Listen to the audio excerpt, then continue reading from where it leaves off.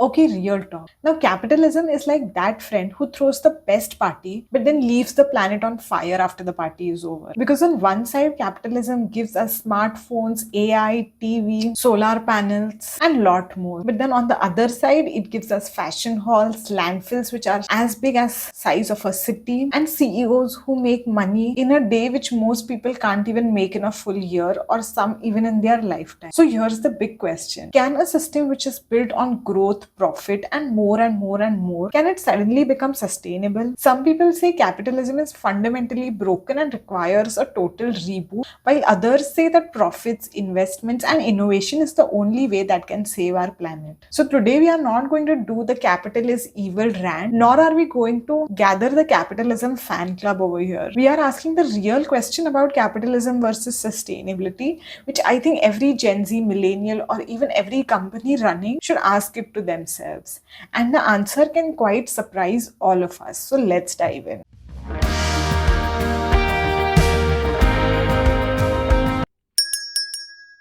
Hi guys, welcome back to Gen Sustainable, and today we are back with another interesting topic of whether capitalism can become sustainable or not. And before we dive into any debate, let's first set the stage. Capitalism is the operating system on which our entire world works on. It decides how we work, how we buy, and even how innovation gets funded. But it's also the system which pushes for constant growth, constant consumption, constant production, and this is exactly where things get messy. Because many of the sustainability linked products like renewable energy, solar panels, electric vehicles, all of this also comes from capitalism. So the real question isn't if capitalism is good or bad. The real question is, can this system evolve into something that protects the people and planet while not collapsing the entire economy we are dependent on? Alright, and before judging capitalism, let's first understand what capitalism is and the basic concepts of capitalism. So capitalism is an economic system where most of the products or companies are owned by private individuals and not by the government. And the basic logic behind capitalism is that people build business, they compete with each other, and then customers choose the best products possible, and the best one out there becomes the most profitable product or company. So the engine behind capitalism is profit. Profit makes the entire capitalist economy keep running. It basically says that if there is something which people want and it also makes money, then you need to produce it more and more. And if it is not making money, then either stop the production or you can pivot to something else. So capitalism basically says that if there is a product which people want and if it has the capacity to make profit, that is exactly what you need to produce. And this profit making mechanism has also done a lot of good things for us. For example, innovation, research, new products, technology, AI, renewable energy, everything is with us because of capitalism, including the phone on which I'm shooting this video and the phone or computer on which you are watching the video. But with all of these benefits of capitalism, capitalism also has some side effects. So for example, when you're pushed to produce more and more goods, you end up consuming more and more resources. You end up underpaying laborers or not treating them right because you just want to have more production done from them. You exploit the resources on the planet till they are tripping point. And if that's not all, you simply produce goods which the planet might not be able to sustain. And all of these are called externalities for which the market does not pay, like pollution, carbon emissions, and waste generation. So capitalism isn't essentially either good or bad. It's a powerful system that keeps the planet running and it keeps people progressing. But at the same time, it also creates enormous pressure on the ecosystem and the environment, as well as on people and human rights. And that's where the question comes into play, that can we build a system which promotes research, innovation, competition, and growth, but at the same time not put so much pressure on the planet? And to answer this, we need to look at both the sides of the argument, and I'm sure the audience out there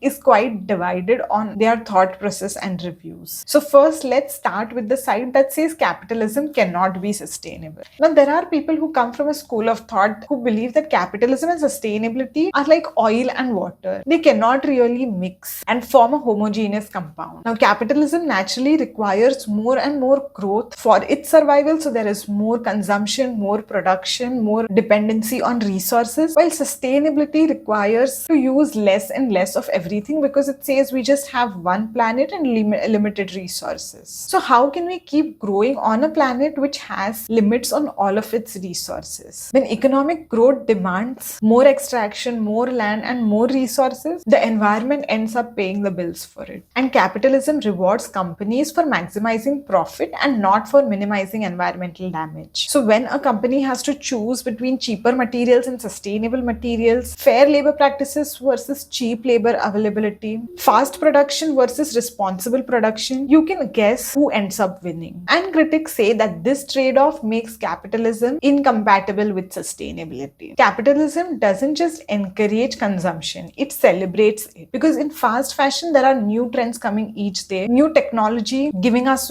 new phones and new laptops every now and then, festival sales every month, and we are always told to buy new and keep upgrading our lifestyles, which means more waste, more emission, and shorter product life cycle. Now, the planet wasn't really made for a 9-minute checkout and one-day Black Friday sale, which provides fast delivery within 24 hours. And so there is an important sustainability linked word which is called externalities, because these are the things for which you don't pay. For example, if you're buying a t-shirt, you're not paying for the emission it's causing, or for the discharge of chemicals in the nearby local water body, or for the laborers who are made to work overtime without fair wages. The environment and people are paying for this price which you are not paying for. And critics argue that capitalism encourages to hide these hidden costs of products which are actually borne by the planet or by fellow humans and animals. And finally, even after decades of green talk, CSR, voluntary ESG disclosures, global GHG emissions are still rising. So we cannot expect capitalism to miraculously turn green and save the planet. And that things wouldn't change by itself without we have huge systemic interventions. So yes, the criticism is serious because there is a whole lot of people who believe that capitalism cannot become sustainable. But then there is an other side of the coin where people do believe that capitalism can become sustainable. So let's have a look at that. Now, there is another school of thought which believes that if capitalism is encouraging more production, more consumption, competition, upgrading your products and producing cheaper and faster goods, then in return it is also promoting sustainability. Because hey, where does the electric vehicle come from? Where do the solar panels come from? Where do the entire water recycling, waste management systems come from? They obviously come from capitalism. So if we require any technology that can make the planet more sustainable, that can produce more and more good sustainability without hampering the planet, it's only capitalism who can produce such technology and innovation. And capitalism drives on what the consumers demand. So if there are more and more customers, especially Gen Zs and young millennials, who believe in sustainability and demand for more sustainable products, demand for products which are produced in a responsible manner with safe labor practices and minimal impact on the environment, then capitalism would be forced to produce more and more such goods which are in demand by their customers. So the argument says that if consumers become greener and sustainable, companies are pushed to become green and sustainable, because what companies follow is profit. And if profit is in green products, companies are pushed to produce more and more green products. And the most important plot twist here is that the same capitalism which pushed for profit in the last few decades and centuries is now pushing for sustainability, because investors are literally now asking for climate risk analysis, net zero plans, nature risk assessment, ethical supply chain, and thus trillions of dollars are now flowing into green bonds, ESG linked funds, climate tech, and green innovation, because capitalism follows where money goes. And the next point out there is regulations, because capitalism cannot self-correct itself, but regulations can.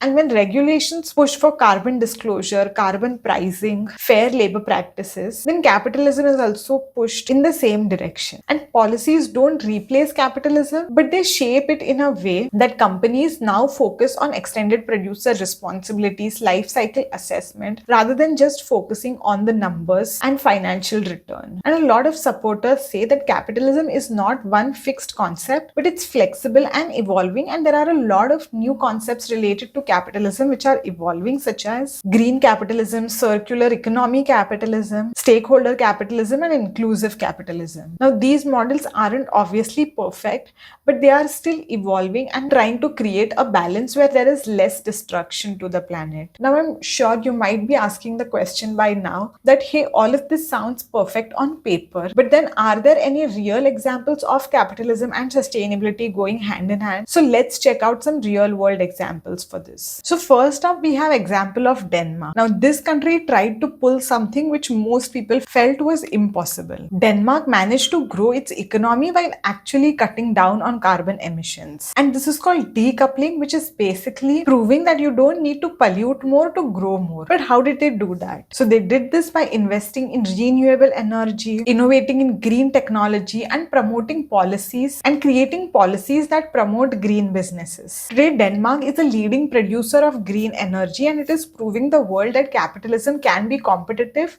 as well as sustainable. Next up, we have Costa Rica, a country which practically runs entirely on renewable energy, including hydro, wind, and geothermal energy. And that's the magic. Their green energy isn't just good for the planet, but also good for businesses. Costa Rica literally built its entire economic identity around ecotourism, biodiversity, and clean power, proving that protecting nature can actually drive profits. A functional example of capitalism supporting conservation. And then we have brands like Patagonia, who is the poster child of sustainable business. This company literally told its customers that don't buy this jacket unless you really need it.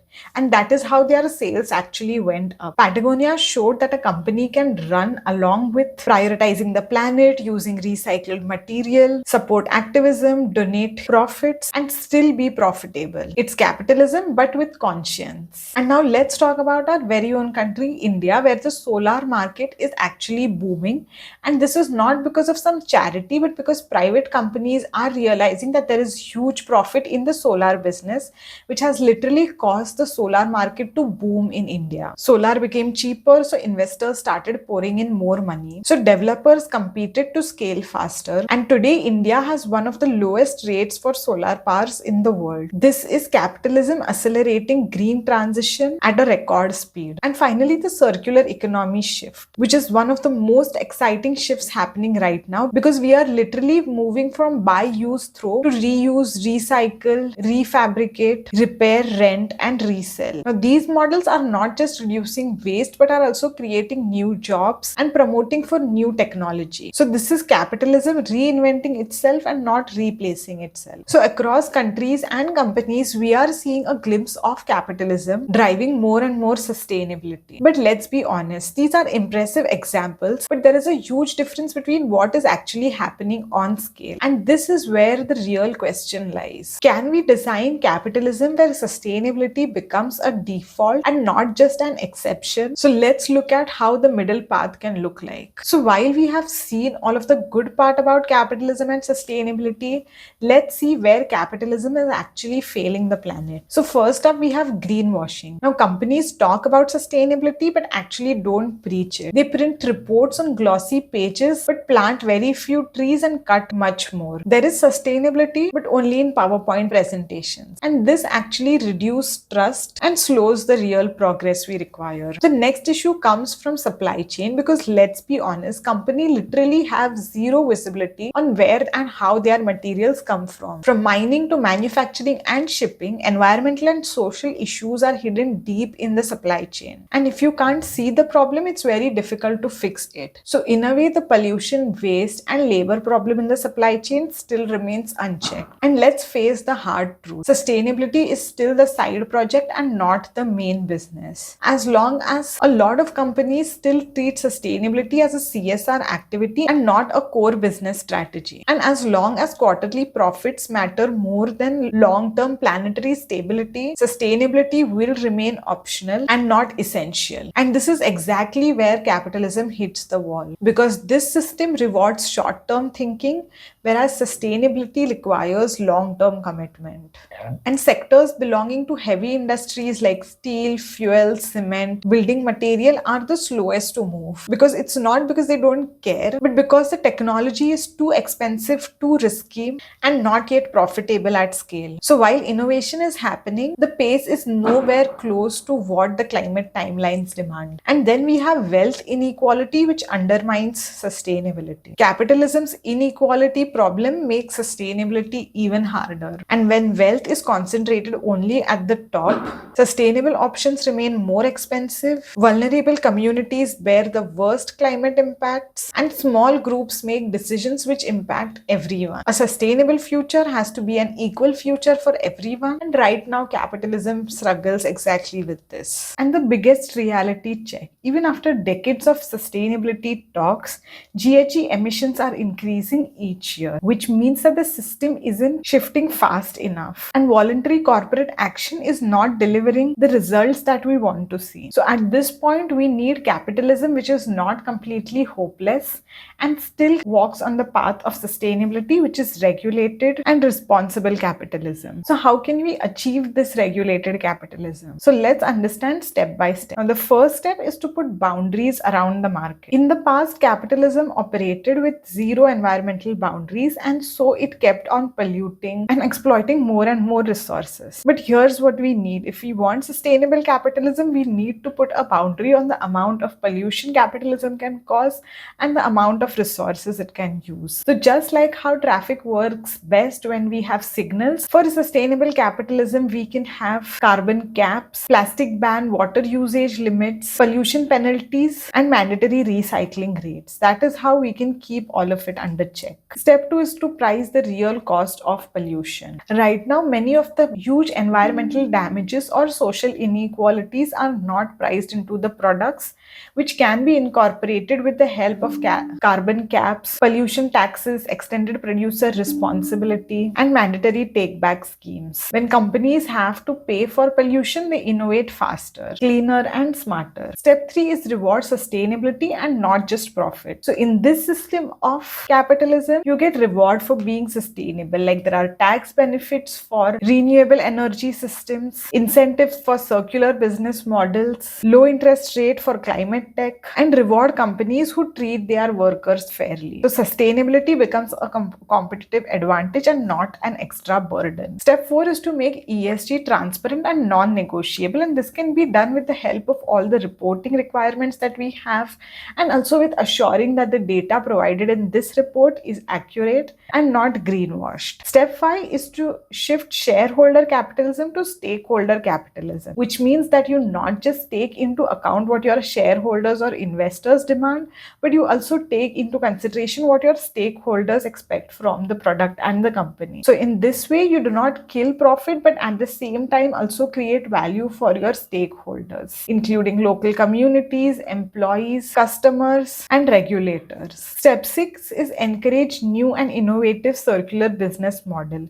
So here you need to provide incentives or rewards for companies who have their goods produced with the help of reusing material, recycling, refilling, or renting, which can anywhere reduce the consumption, but at the same time cater to the demand of the masses without causing large impact on the environment and ecosystem. And the last step is where consumers, investors, and governments work together hand in hand to achieve sustainability. So in this model, governments set rules, businesses try to innovate, investors fund green tech and sustainable technology, and consumers choose consciously. So in this way, when everyone is promoting sustainability, capital runs on the road to sustainability. So to sum it up, capitalism is not completely sustainable, but at the same time not completely hopeless. If all the stakeholders work hand in hand together, we can move capitalism towards sustainability. While it might be sounding a utopian model right now on paper, yet with the efforts of everyone, there is still hope to drive sustainable capitalism. So this is all for today's video. Do let me know your thoughts in the comments about what you think about capitalism and sustainability,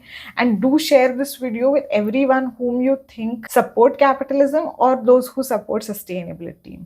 Until we come back with another impactful video, stay gen sustainable, ask a lot of questions, and be creative. creative and innovative. Bye bye.